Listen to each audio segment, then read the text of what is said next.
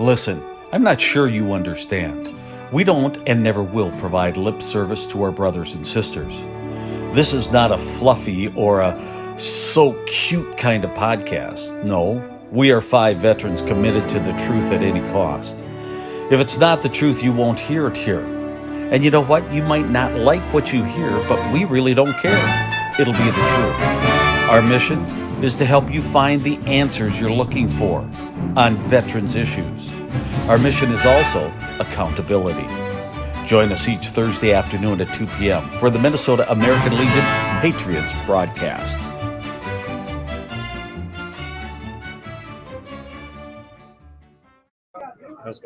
Welcome to a Department of Minnesota American Legion Patriots podcast.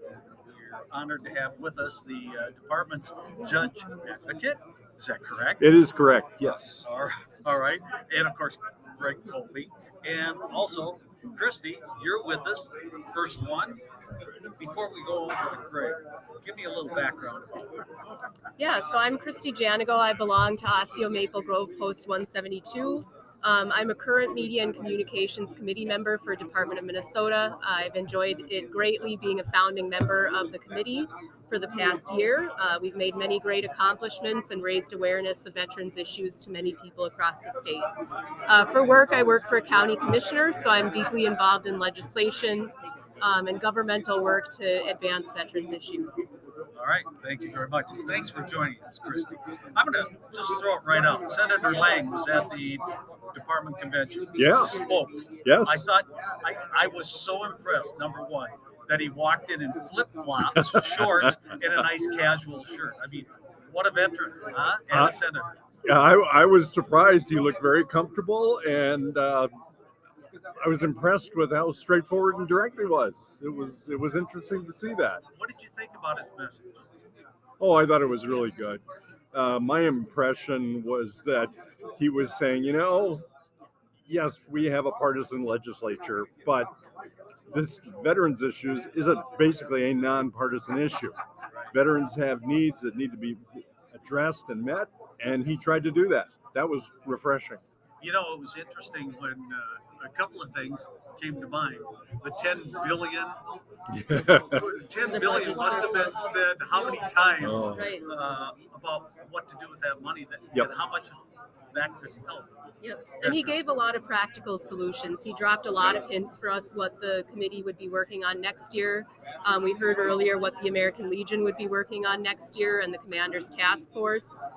So it seems like we're aligned and he's aligned with our goals, and I feel very positively for the next legislative session that we can get even more done than we did this year. Well, I think the omnibus bill in the crowd that was here at the convention, what a round of applause. Yeah. You understand, is that the right direction that should be continued, Greg? Well, I think we need to be clear. On the one hand, tell me your name again. I'm sorry. Christy. Christy was talking about programs. When you talk about an omnibus bill, you're talking about legislative procedure.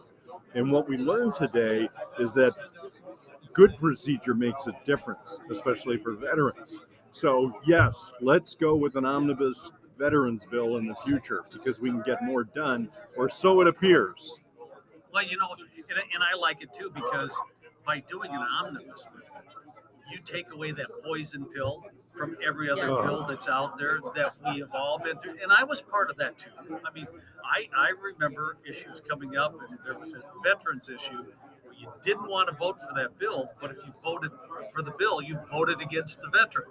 Right. So that's why I think this will open the door for a much cleaner session when it comes to veterans. Yeah, and I think the veterans advocacy piece is very important too. Like, I was one of the Legionnaires who stood in the Capitol Rotunda.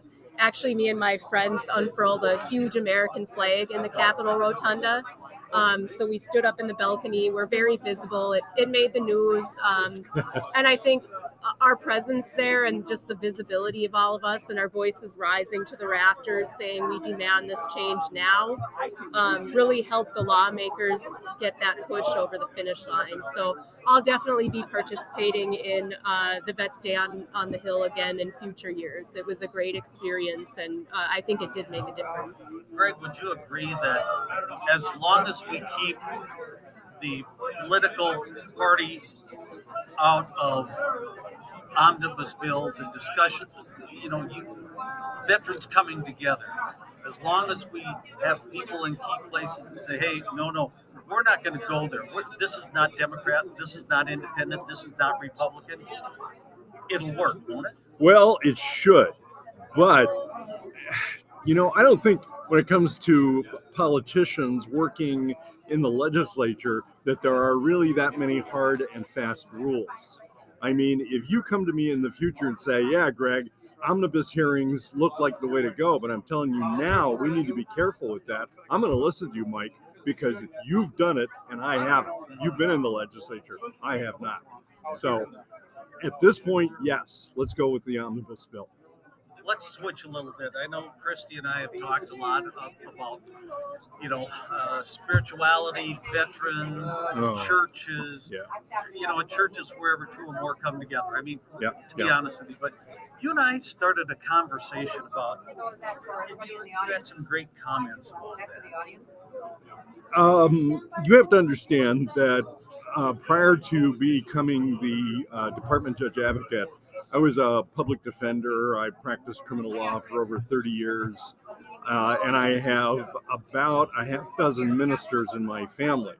So this issue of church and religiosity is really an important issue for me. And what I see, especially with that group of people that I was representing, is a continuing drop in their participation in church life, synagogue life, temple life, whatever you want to call it. And I don't think it's working to their advantage at all.